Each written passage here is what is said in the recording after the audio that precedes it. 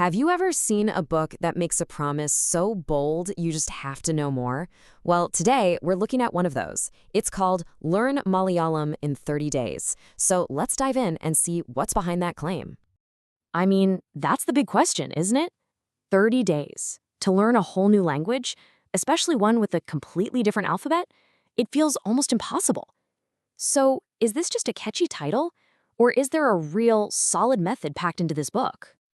That's what we're here to find out. We're going to break down the method this book uses. How exactly does it propose to take someone from knowing nothing to actually speaking in just 1 month? We're looking at the how and the why behind it all. Okay, so here's where things get really interesting. You open up this book thinking it's just a language guide, but right there in the first few pages, you realize it's about something so much bigger. The promise of learning is tied to this incredible mission. And there it is, straight from the publisher. This book, and the whole series it's a part of, was created to help build national unity in India. The whole idea is that if people can learn each other's languages, it creates understanding, it builds bridges.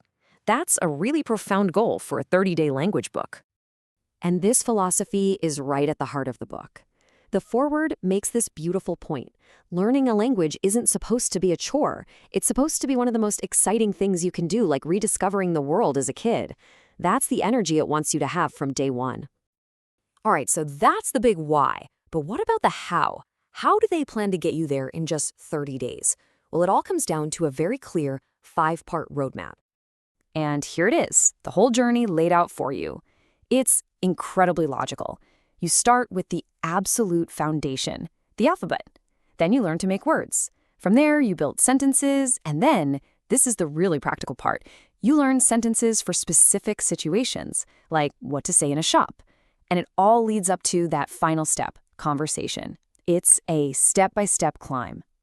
So let's see how this works in practice. One of the very first things you learn is, of course, how to say hello. And right away, the book shows you a really interesting difference between English and Malayalam.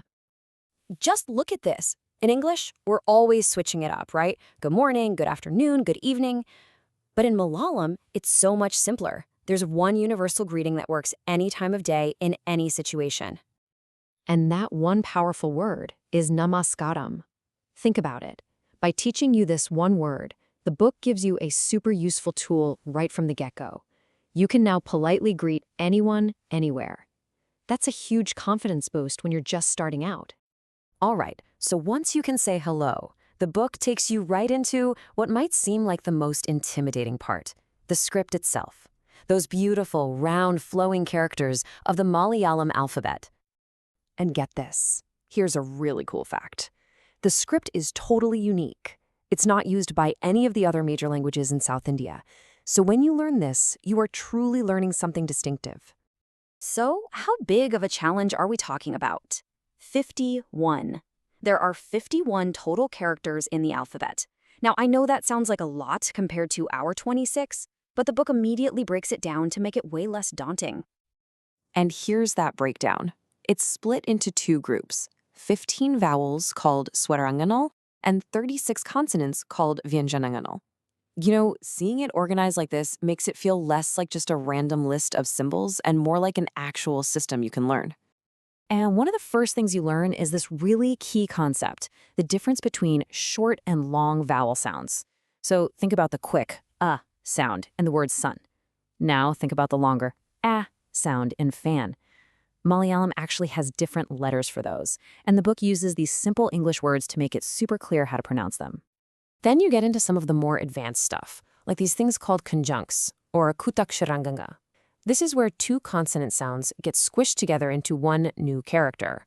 So instead of writing a k sound and a sha sound separately, you get this new combined symbol for ksha. It's a huge part of what gives the written language its unique, flowing look. So you see the pattern here, right? It's all about building blocks. Start with the smallest pieces, the letters, and build them up into words, then sentences, and then real-world conversation.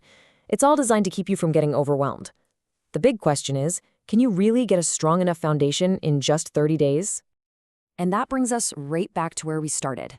You know, whether you can truly master a language in 30 days is definitely debatable, but this book's approach is a really fascinating roadmap for how you might try. And it leaves us with that big idea from its foreword. What's the greatest feeling in life? This book says it's the simple, pure thrill of learning something new. And honestly, That's a pretty amazing thought to end on.